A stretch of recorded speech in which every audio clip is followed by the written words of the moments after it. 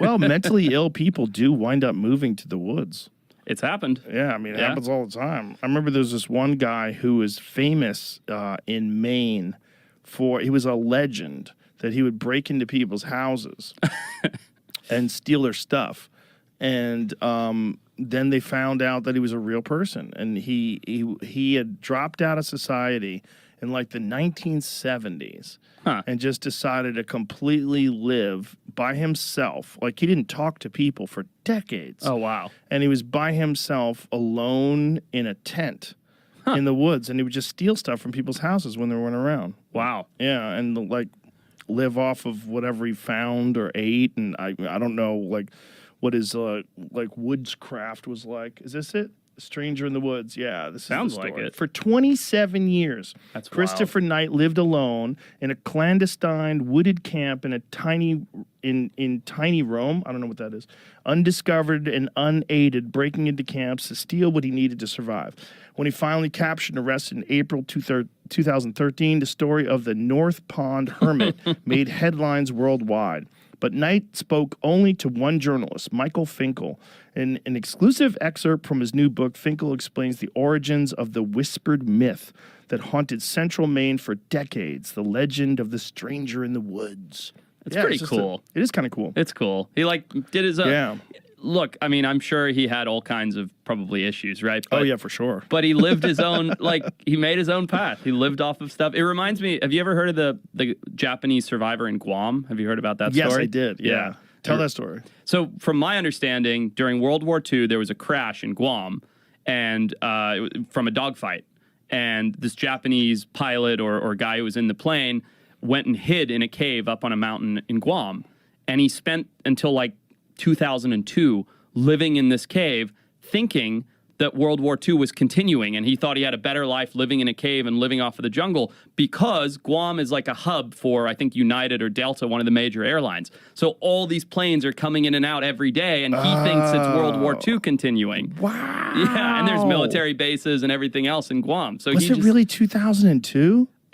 Jamie would have to look, but it was very recent. The 80s or something. I didn't know it was like that's he must have been old as fuck. Yeah, he was like in his 70s or so. I don't. I'm probably getting the date wrong. We'll but find it. But yeah, still, that's so crazy. But can you imagine? How would you know? And what if you fucked up and went in too early? Right. You know, and then it is still World War II, and they shoot you. Exactly. You just hang out for another year. Yep. Just I'll spend a couple more days in the cave.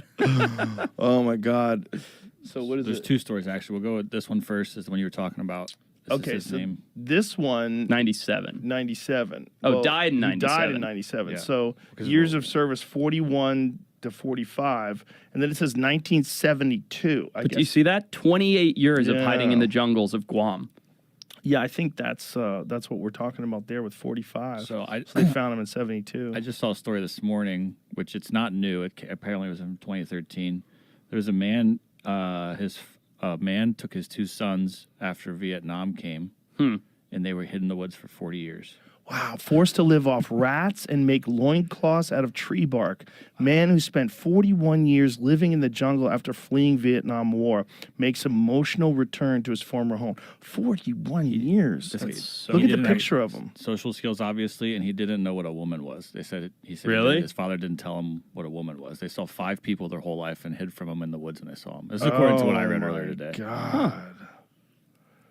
Do you think? Oh my God. Would you? If you're put into his position, is it worth living He's like 85? His father was. Oh. Father 85. I just looked at that really quick. I'm like, God damn, he looks great. Maybe that's how we're supposed to live. Yeah, Rat Head was his favorite. Rat head. Dude, well, who doesn't like a good rat head? Why is his haircut so good?